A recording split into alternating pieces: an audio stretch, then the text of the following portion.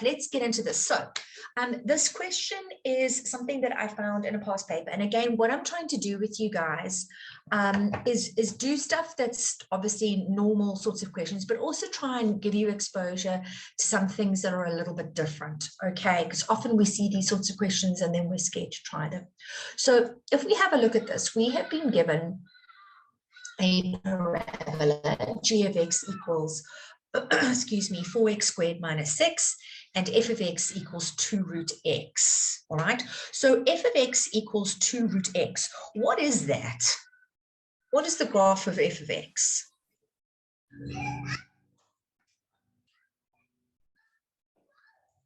Can anybody tell me?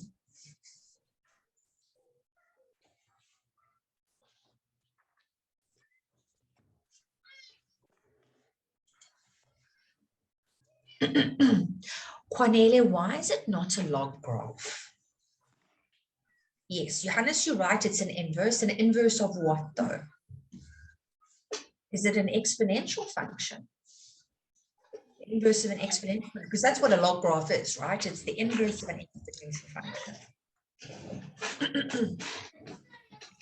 F of x is an inverse of a, not an exponential function. Absolutely, Mohammed. Okay, so it's the inverse of a parabola. Quite right. Okay, yes, Kanyasile, 100%. Okay, so it's the inverse of a parabola. And what they've done here is they have restricted the domain. Okay, so we're only looking at one arm of the parabola so that the inverse is also a function. Okay, that's what f represents. So it's also a parabola. It's the inverse. It's had its domain restricted so that we are able just to look at one arm of the parabola, and therefore it's also a function. So the graphs of g and f sketched below. S is the x-intercept of g, and k is a point between O and S. The straight line QKT with Q on the graph of F and T on the graph of G is parallel to the y-axis. Right, so the first thing that they want us to do, yeah, because if it was a log function, Cornelia, it would actually have to say log. It would have to say y equals log base whatever x. Okay, so it's, yeah, it's not a log function, unfortunately. Okay, so determine the x coordinate of S, correct to 2 decimal places. That's super easy. All right, write down the coordinates of the turning point of G. That's also super easy. So I want you guys to do those 2 questions, and then we're going to talk about 6.3.1 and 6.3.2, which is the reason why I have selected this question. Okay, so you're going to do 6.1 and 6.2 quickly for me, please.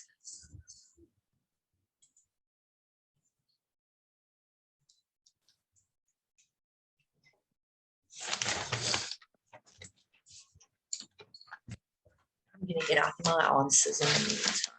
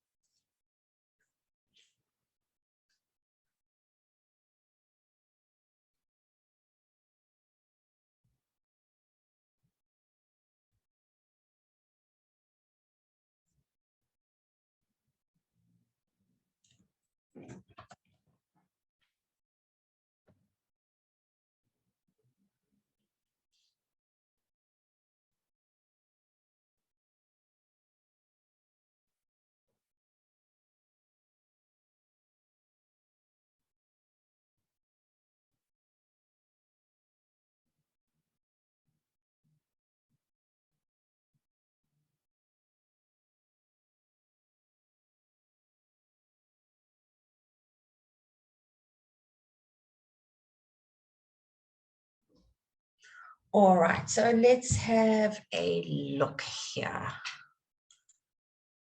Okay, so Taniko,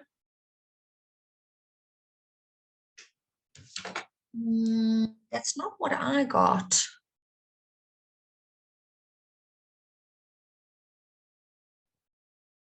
And I'm not saying that I'm never wrong, but that's not what I got for this situation. Okay, I didn't get that either, Mohammed, unless I'm going crazy.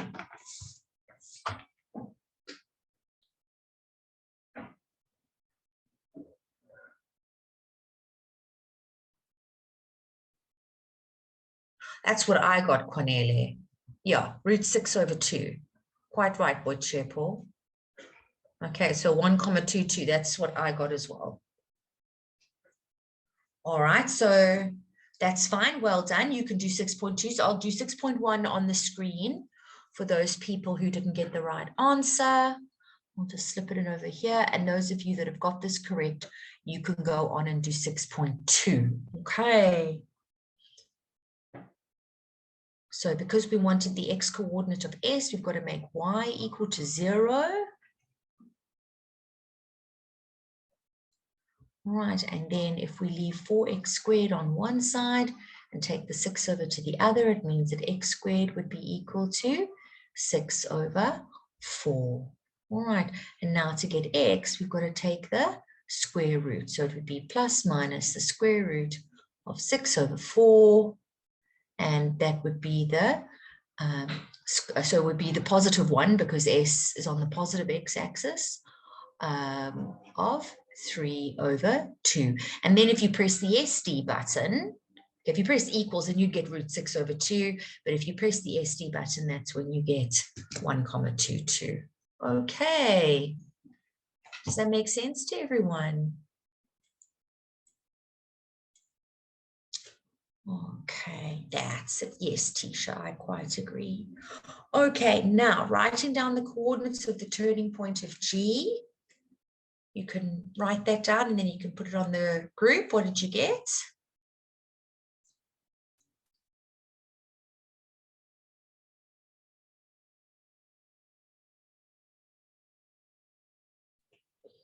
I agree, Cornelia. I got that as well.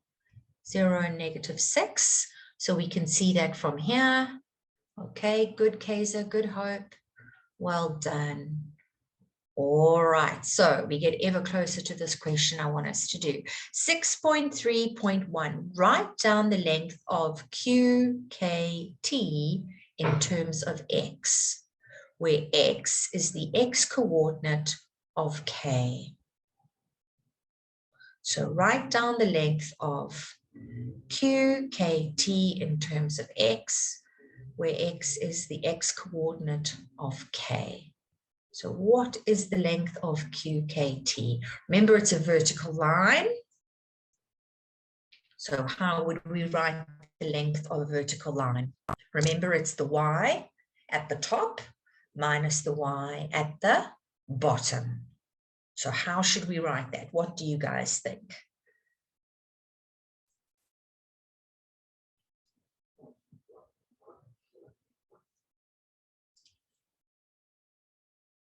What do you think we should do here?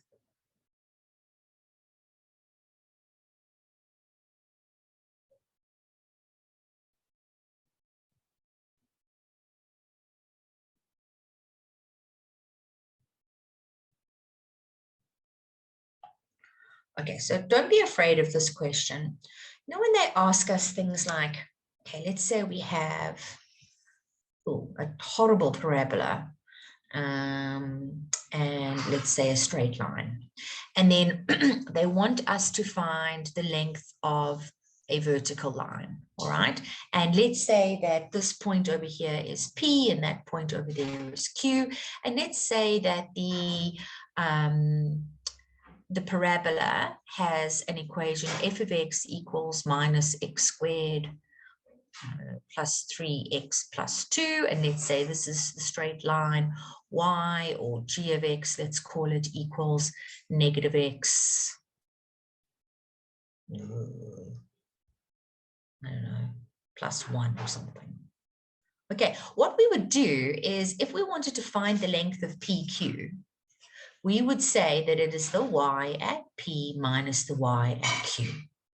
Okay, so in other words, what we would do here is we would take minus x squared plus 3x plus 2, because that's the y at P, and we would minus the y at Q. The y at Q is minus x plus 1. So in terms of x, we would end up with minus x squared plus 3x plus 2 minus x minus 1. Collect our like terms together, and that would give us plus 2x plus 1. Does that make sense to everybody?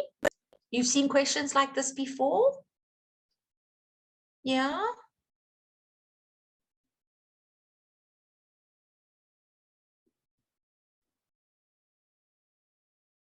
Okay, so it's exactly the same idea. That's all they want from us, right? So if we go up and go and have a look at the picture, the y at Q is 2 root x. So the y at Q, so the length of QKT is the y at Q. I can even put that in for you. The y at Q minus the y at T.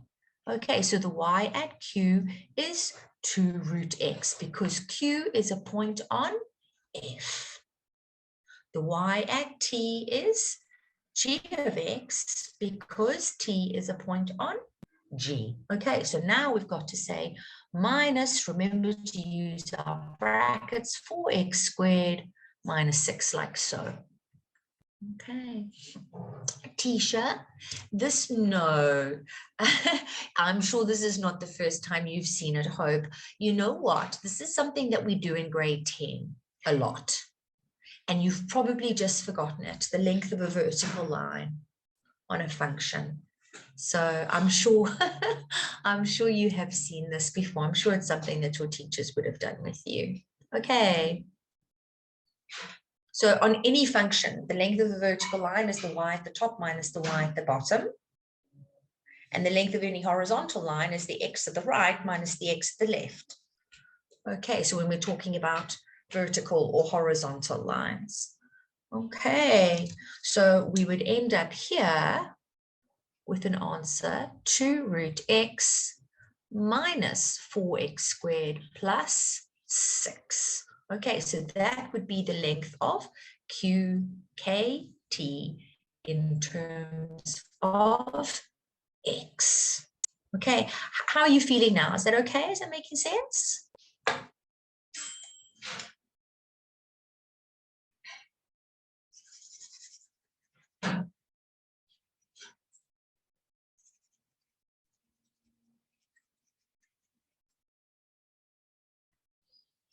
Mind blown. Oh, really? Is this not something that you guys, sorry, I mean, that's just how arrogant of me, but I didn't mean to be arrogant. It's something that I know that I've taught. I teach my grade 10s, I teach my grade 11s. So yeah, they share the same X coordinate. Quite right. That's it, Tisha.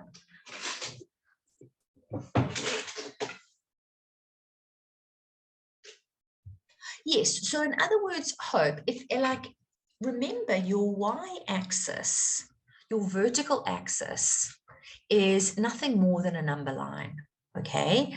So in other words, if your y-axis is over here, and now let's say you've got a y value here and that's 9, and you've got another y value over here and that's -2, and I say that this is E and I say that's B, and I say to you, what is the length of EB? Okay, it would be like you starting, like imagine if you're on the 9th floor of a building and now you need to go down to floor -2. Okay, so in other words, you would start at 9, the y at E, and you would subtract the y at B. Okay, so that means that the length of EB is going to be 11 units long. And it's exactly the same with functions. Okay, so when we want to find the vertical distance between 2 points, we're going to say the y at the one point minus the y at the other. And that's going to give us the vertical distance between them. Does that make sense?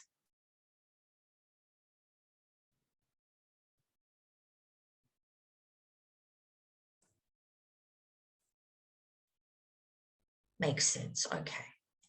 All right. So that's how we get KQT is equal to 2 root x minus 4x squared plus 6. You didn't know that. Okay. Well, then I'm so glad I did this question, Abraham. So yeah, I'm glad I picked something like this to do with you guys. Okay, so if your minds were blown in 6.3.1, then 6.3.2 is certainly going to blow your brains out. Okay, but hopefully in a good way, hopefully not in a bad way.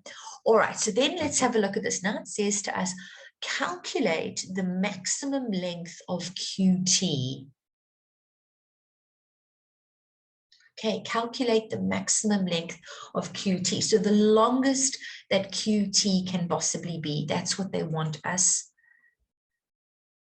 to do. Okay, the maximum length of QT. All right, so what I'm going to do here is I'm just going to erase all of this.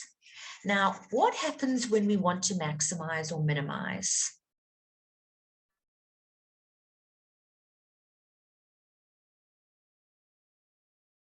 So this was 6.3.1 and 6.3.2.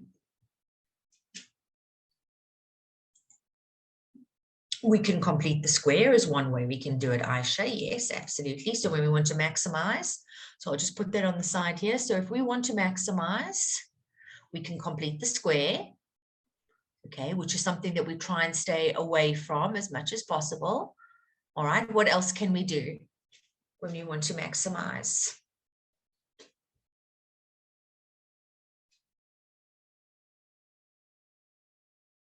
So maximizing a quadratic.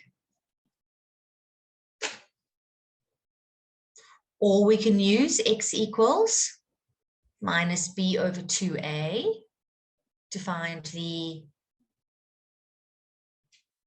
x coordinate at the maximum. Or we can find the derivative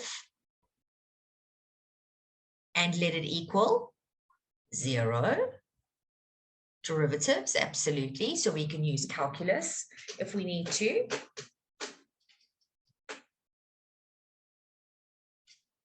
All right, so let's choose one of these methods. All right, now in this case over here, remember, we are working with this horrible root. Okay, so using the formula x equals minus b over 2a is going to be difficult for us because we've got root x and not just x on its own. We don't want to complete the square. We want to try and stay away from completing the square. Exactly. So let's use calculus. Let's use the derivative. So what we've got here, guys, is we want to derive KQT, so y, KQT, with respect to x, don't we? So before we can derive with respect to x, the first thing that we need to do is we need to get rid of radicals over variables. So that means that we can write this as 2x to the power of 1 over 2. All right, minus 4x squared, nothing wrong with that, plus 6. So now when we derive y with respect to t, we're going to say a half times 2 is 1. So that's 1x. And then remember, we've got to take 1 away from the numerator, from the exponent. So that's going to leave us with negative 1 over 2. We're applying the power rule here. Okay, and then we're going to say 2 times negative 4 is negative 8. And then we've got to remember, we've got to take 1 away. So that would be x to the power of 1. And then plus 6, remember that becomes 0. Yeah, exactly. Okay, now in order to maximize, we've got to make the derivative equal to 0. So now we've got 0 is equal to x to the minus 1 over 2 minus 8x. And now, how do you like this? Now we have to solve for x. Okay, so what do you think we should do once we get to this point? Anybody got any ideas about what we should do with, because the problem here really is this x to the negative half, isn't it? How are we going to deal with that?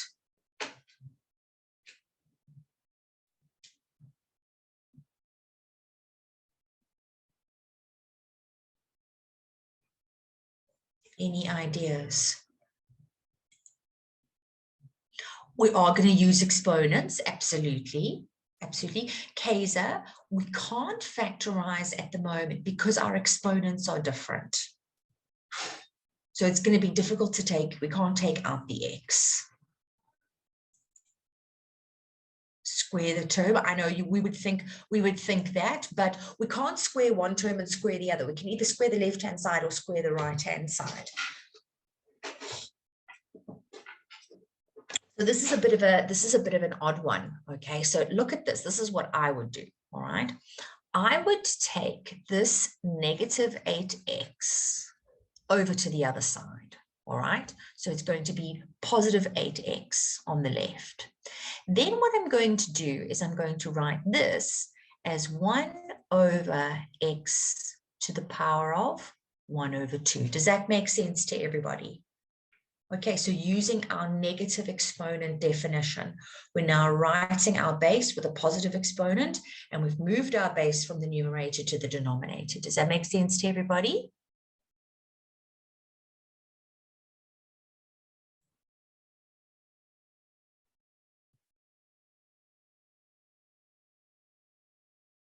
How does that feel for everybody? Making sense? Good. Okay. All right.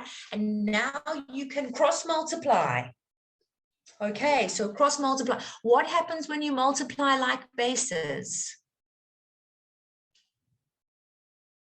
We add exponents, don't we? So remember, on this x over here, there's a little invisible exponent of 1. All right, so when we cross multiply, we're going to end up with 8x to the power of what? Exactly, add them when we exactly when we multiply like bases, we add our exponents. So 1 plus a half leaves us with 1 1/2, which is 3 over 2. Oopsie, let me just get rid of the rest of this. Okay, remember we're trying to solve for x. So the next step, there you go. Quite right. 3 over 2 is our exponent. Okay, so our next step is to divide both sides by 8. So we're going to end up with x to the power of 3 over 2 equals 1 over 8. We're nearly there, guys. Well, we almost found the x. Yeah, we've isolated the x now. So is everybody happy that 1 over 8 is the same as 1 over 2 to the power of 3? And if I want to take that to the numerator, I need to write it as 2 to the power of negative 3. Is everybody happy that 1 over 8 is 2 to the power of negative 3?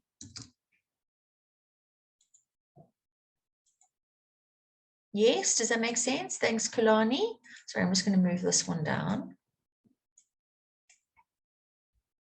Everybody happy with that?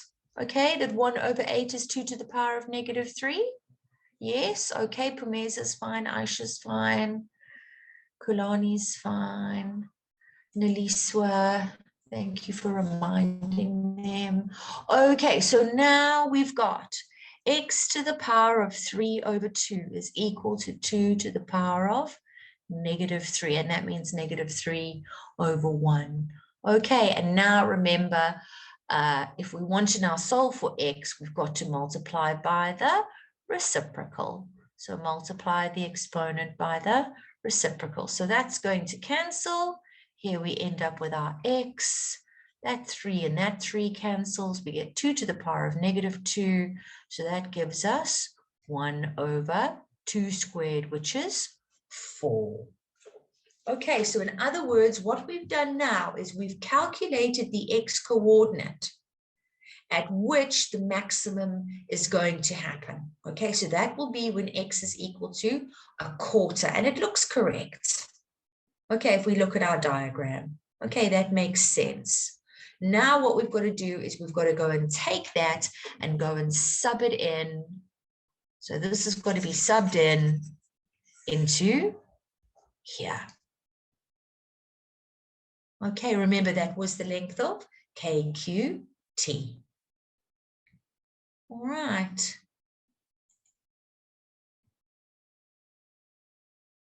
Okay, Boitshepo, where did I lose you? What we were doing is we were using calculus to solve for the x coordinate at the maximum. So we've done that now. We've worked out that x is equal to 1/4 at the maximum. And now we're going to go and sub that 1/4 into our answer.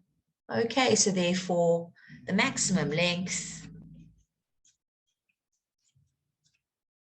of QT is where x is equal to 1/4. So that's going to be 2 times 1/4 to the power of 1/2 minus 4, 1/2 squared plus 6. And of course that we can just pop into our calculators and you can tell me what you get.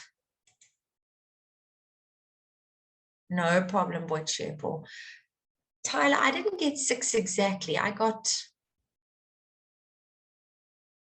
see what other people say? Not that I think that I'm, yeah, that's what I got too, Kulani. What, now, Casey, you're also getting 6. Yes, so 27/4 and 6,75. That's what I got. So yes, Mohammed, Sorry, that's what. Yes. Ma'am, for your brackets for minus 4x to the power 2, you subbed in the wrong value. It's supposed to be 1/4. Sorry, you're quite right. Thank you. That's supposed to be a 4 there, isn't it? Yes, ma'am. Thank you, Cornele. All right, quite right. That's supposed to be a 4. But yeah, I got, yeah, when I'm just looking at my notes from earlier, I got 27/4, which is 6,75 units. Okay.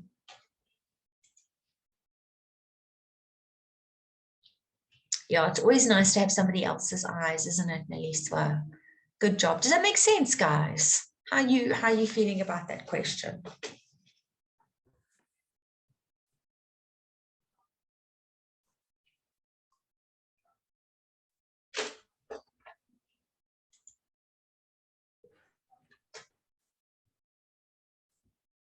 Cool. Good, Kaysa, I'm glad.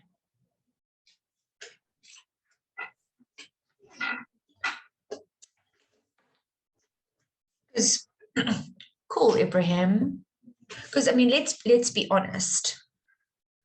Oh, but that's okay, Kulani. That's why we're doing it together. All right, just so that these are things that you can think about. Yeah.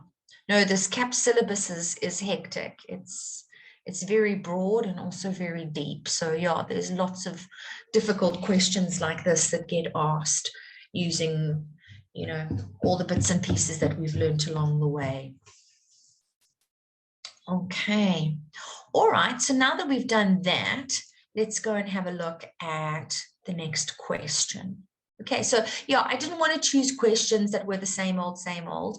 I think you guys know how to calculate x-intercepts and y-intercepts and points of intersection and that kind of stuff. So yeah, I'm just trying to do things. Obviously, you need to know how to do all of that.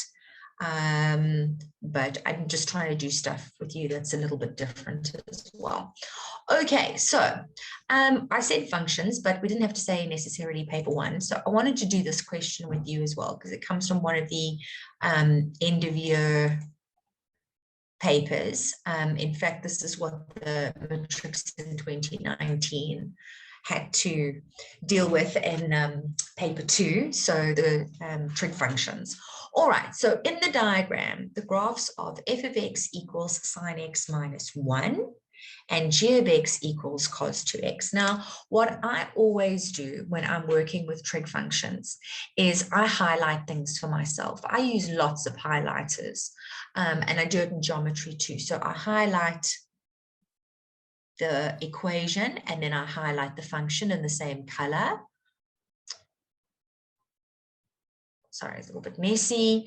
And then the other thing, let's just clear that up a little bit. And then the other thing that I do is I highlight the other function. I highlight the equation, and then I highlight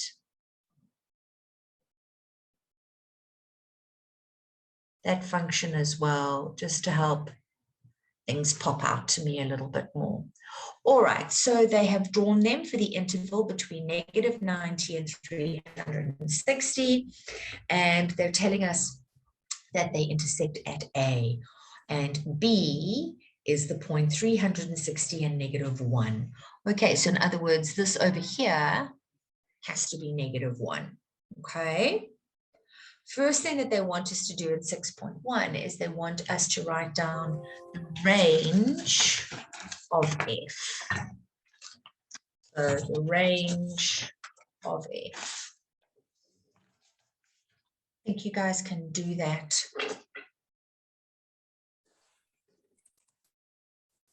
without me. And then we can compare answers. So the range of F, please.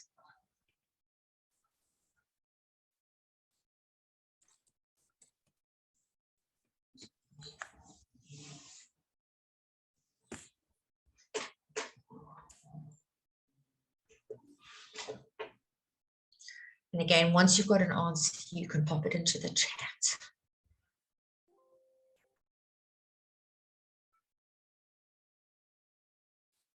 Okay, so hope you've got the right numbers, but you've got them the wrong way around. Remember, your smaller number must go on the left and the bigger number must go on the right. Okay, but that was very good, Hope. Well done. Okay, but smaller number on the left always and bigger number on the right. Okay, and with questions like this, they give you marks for the correct notation as well. So at least you don't lose everything.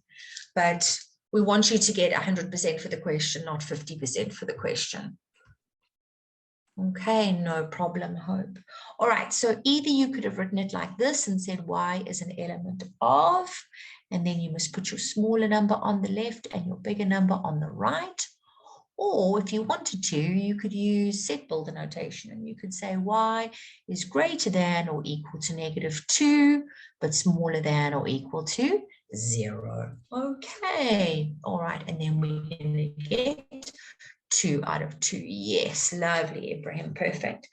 Now, next question, write down the values of x in the interval between -90 and 360 for which the graph of f is decreasing. So where is f a decreasing function? Okay, so what does the word decreasing in terms of functions mean? What are they asking us? You're supposed to, Ibrahim. Back in the old days, in higher grade, if you didn't write y as an element of, they would have penalized you. But these days, if you just write the square brackets, they'll give you the marks, but you are supposed to, yes. Exactly. Okay, so gradient is negative. Where is the gradient negative? So in other words, where are you walking downhill? If you can imagine that you could walk along that sine curve, from where to where are you walking downhill? So from here to here, that's where you would be walking downhill. Okay, so from 90 to 270. Okay, so the interval where you are decreasing is from 90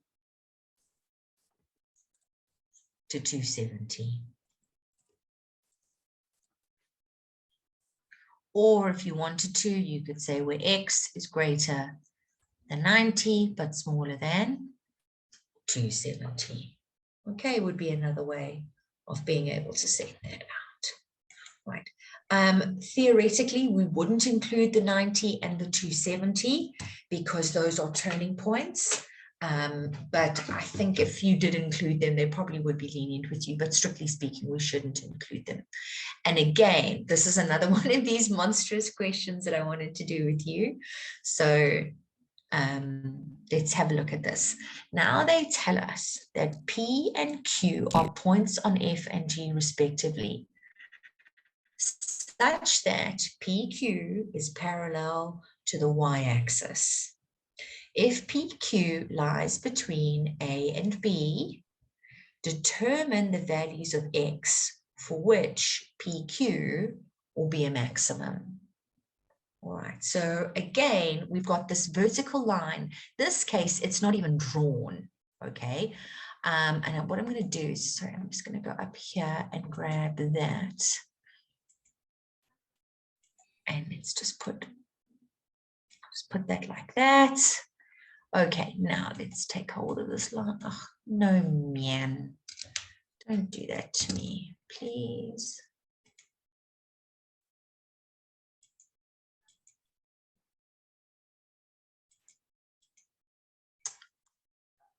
Yeah, technology is great when it works. Hey.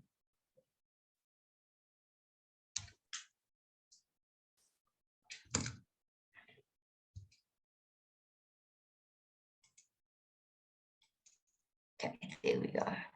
All right, so sorry, I just needed to get my pen activated so that I could do this. Okay, hang on 1 second. Let's just get rid of that. Mind you, I suppose it's not really causing us any problems. So here is this line PQ.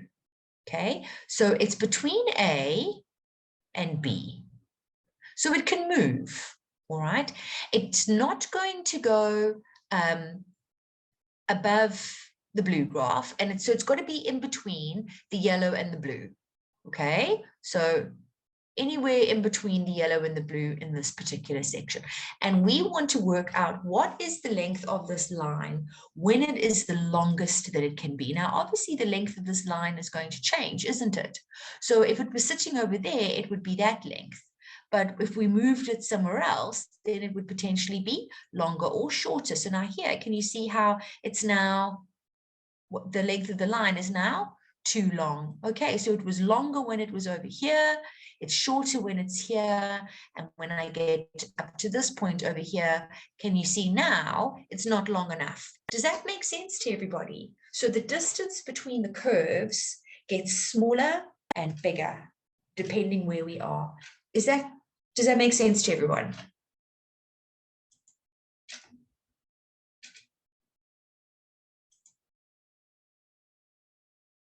Yes. Cool. Okay, so the distance, the vertical distance between the blue line and the yellow line changes. Okay, so depending on how close these two lines are to one another. So we want to work out the values of X where this line is the longest that it can possibly be. All right, that's what the question is asking us to do. Let's just go back down here again. Okay, so P and Q are points on graphs G and F respectively, such that PQ is parallel to the y-axis if it lies between A and B. Determine the values of X for which PQ will be a maximum. Okay, so now,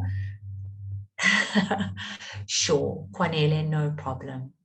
Right, so do you agree with me that when I adjusted the length of the line, can you see now? So P and Q, so P would be here and Q would be there, right? But now here, the length of the red line that I've got, it fits snugly between the blue and the yellow. But if I start moving this line, can you see now? It's poking out, isn't it? So that means that the distance between P and Q has got smaller. So the line is not at its maximum length. That would be making it smaller. So as I move this line over here to the right-hand side, now you can see it's not quite long enough. But if I continue to move it to the right-hand side, then it fits snugly between the two again. All right, or if I move it down here, then again, it pops out at the bottom because the distance between the blue and the yellow has got shorter. Again, if I continue to move it to the right, you can see that it fits more snugly in between the two, like at that point. But if I move it all the way up to here, you can see that it's not quite long enough, right? So the distance between P and Q is constantly changing, Kwanele. Okay, so depending on how these curves go, P and Q get closer and further away from one another, depending where we are, right? So they want us to calculate at which value of X between A and B is this line PQ going to be the longest it can be. Does that make sense, Cornelia?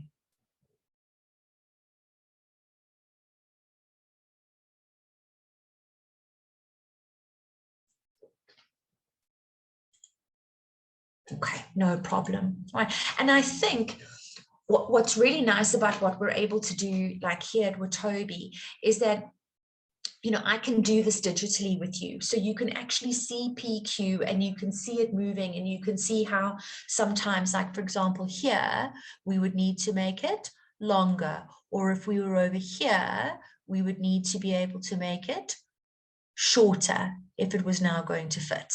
All right, so it would need to be shorter. Sorry, it's supposed to be vertical. If I put it over here, again, I would have to make it longer. Okay, so that means that the distance between these two changes, and there would be a maximum length. Okay, so how do we find the length of a vertical line? It's something that we've just spoken about. How do we find the length of a vertical line? We did it in this question over here with QKT. When we wrote down the length of QKT in terms of X, how would we do it here? It's the same idea.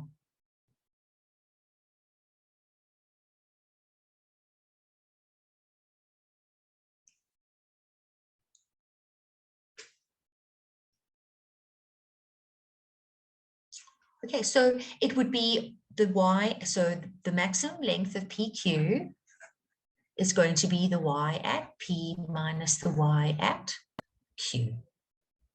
Okay, so the Y at P is a point on the blue graph, so that is the cos 2x graph.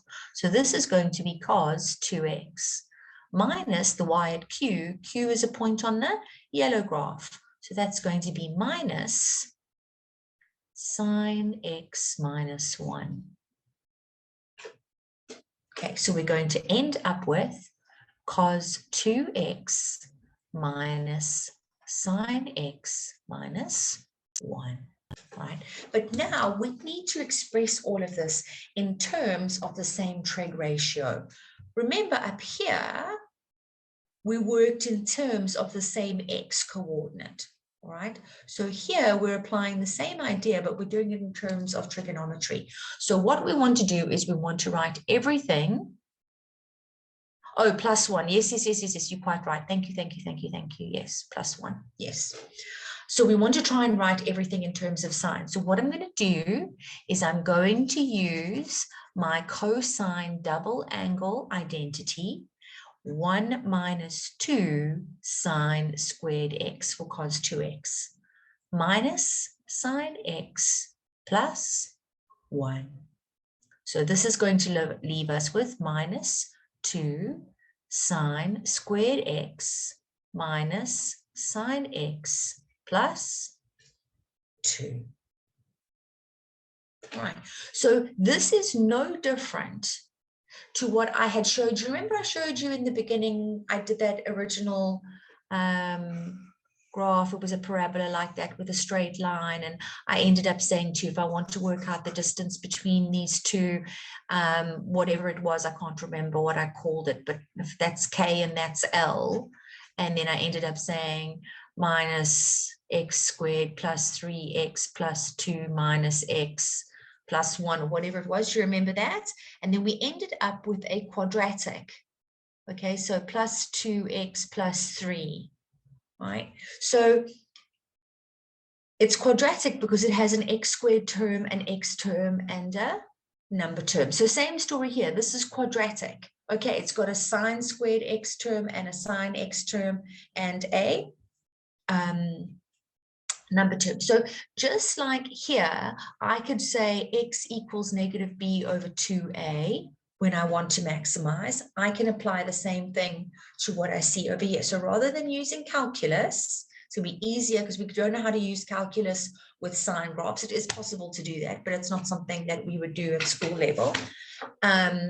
we're going to use x equals negative b over 2a to work out the x coordinate at which this maximum occurs.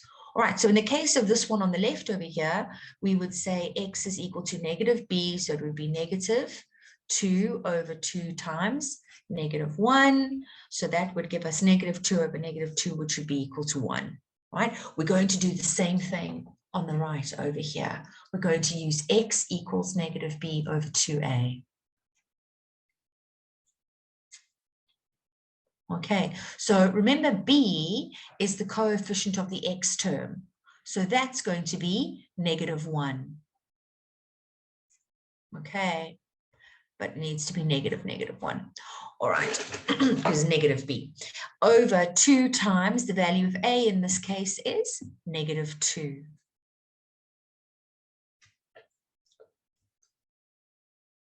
Okay, so this is going to happen when x is equal to a negative quarter. Okay, now, Ibrahim, I'm so glad that you asked that. You cannot work with the same letters. So you can't let sin x be x, but let sin x be a, or let sin x be y. That you can do. Okay, so just choose another letter, but don't use x. But yes, lovely question. Does that make sense to the rest of you, what Ibrahim's asked and what I've just said? Cool, no problem.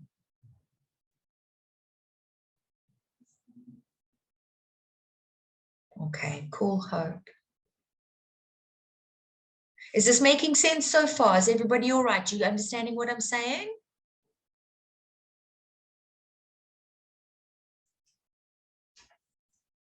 Okay, so Tyler, what he was doing is he was saying instead of working in terms of sine squared x and sine x, it's like he was like suggesting, you know, like when we use like the K method and we replace sine x with a variable. That's what he was asking. Okay.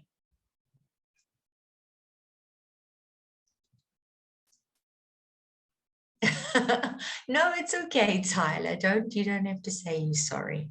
Okay, so in other words, at -1/4. So in other words, if this is -1 over here, then that would kind of be halfway. So I guess a quarter would be over here, right? So not that we can measure it like this, but where where x is equal to, where x is equal to a quarter, not where y is equal to a quarter. Sorry, I'm talking nonsense. Nah. Okay, so we've worked out where x is equal to a negative quarter. What we now need to do is be able to figure out where is this on our x-axis. All right, so what we can do now is we can calculate our PAA. Okay, so we're going to go shift sign, pop in the 1/4.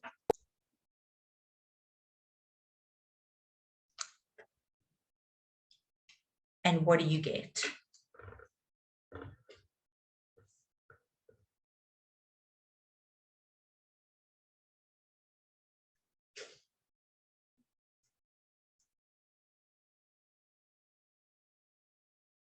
Are you getting 14,48?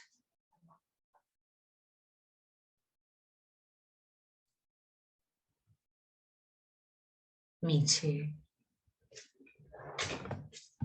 Okay, so now we know that this maximum has to occur somewhere between A and B. So between A and B, what quadrants are we working in?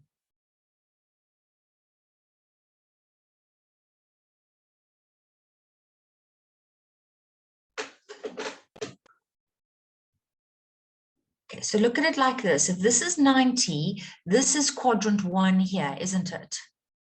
And between 90 and 180, this is quadrant 2. And between 180 and 270 is quadrant 3. And between 270 and 360, this is quadrant 4. Okay, so we're looking at it from the side rather than from an aerial point of view. Quite right, Cornelia. Quite right, Kanisile. So we're going to be working in quadrants 3 and 4. So what reduction formulae should we use?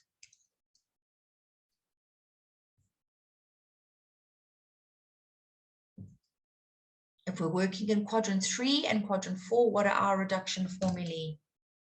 Grade 12s. Exactly. So 180 plus or 360 minus.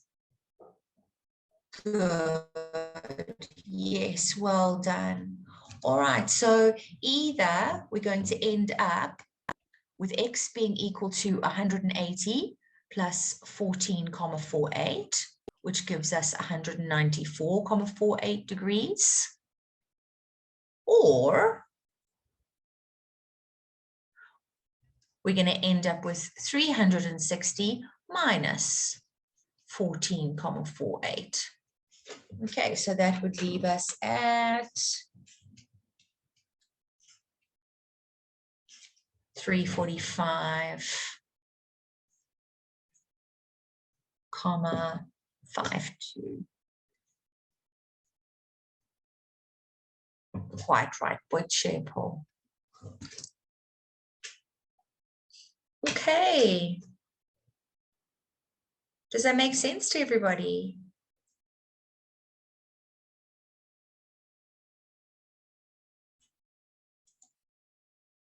Good. Cool. I'm glad, Kaiser. Okay, so again, it's a difficult question, but do your teachers at school do examples like this with you guys? Yeah, Boyd Shepherd, this is out of the 2019 end of DBE paper. Yeah. Not all the time. Yes. Okay, that's good, Tisha.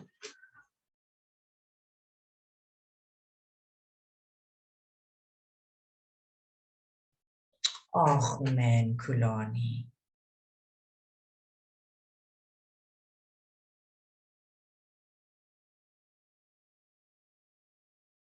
Yeah, it's difficult, hey, Michelle. Yeah.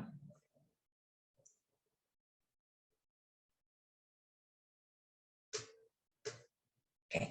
Are there any questions that you want to? So not as complex as this. Yeah. No, I mean, look, I really am pushing you guys. This is a particularly difficult question, but that's why we've just done it slowly, so that you can understand it. Okay, are there any other questions you want to ask me?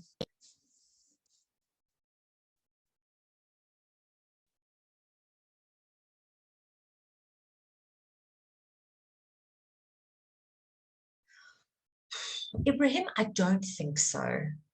You see, sometimes when they ask us for a maximum, Ibrahim, it's easier to use calculus, like in that previous question. And then when they ask us for a maximum, it's easier to use the x equals negative b over 2a. So it just depends on what's going to be easier in that particular question. But yes, I think this is the only way you would have been able to do this. So yeah, we wouldn't have been able to, because we don't do derivatives with respect to sine functions or cos functions at high school. So that's why we would have had to use x equals minus b over 2a instead of our derivative. But yeah, no, I don't think there was another way.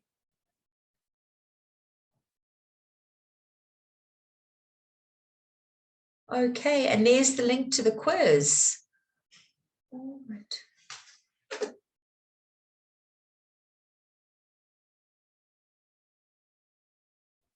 Okay, so no problem. Which specific solutions are you talking about, Tisha? So Michelle, just go and watch the video, okay, at the end. Go and watch the video, and then you'll be able to get the first bit.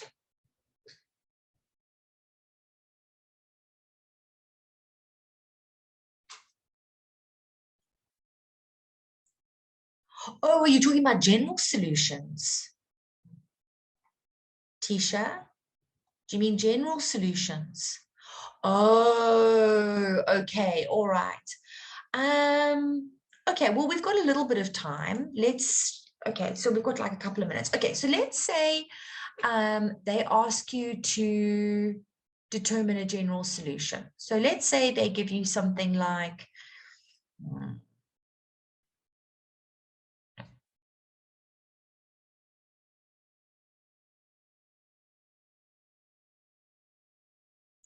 suppose we could do that.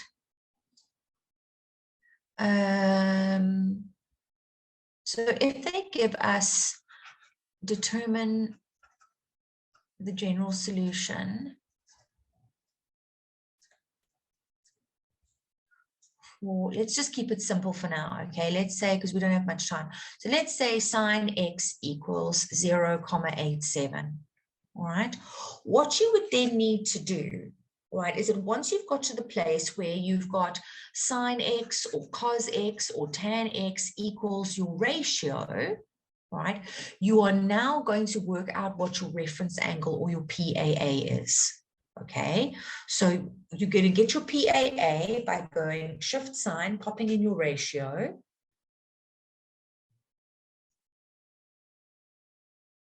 And in this case, our reference angle or PAA is 60,46.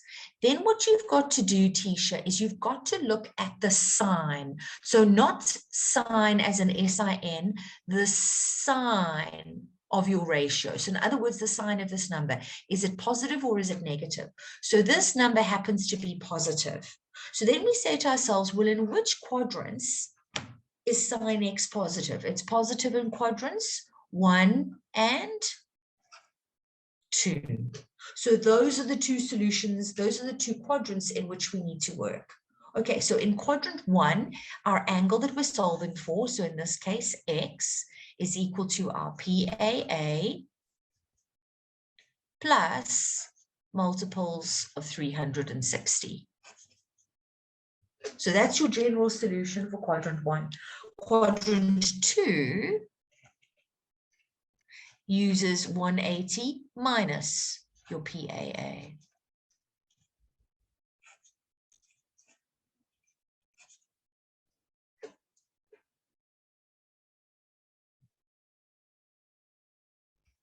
Okay, so here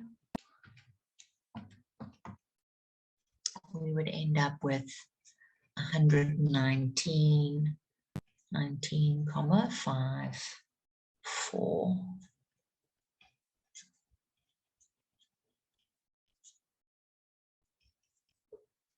Okay, and those, oopsie daisy, those are your general solutions. There's your one general solution, and there's your other general solution.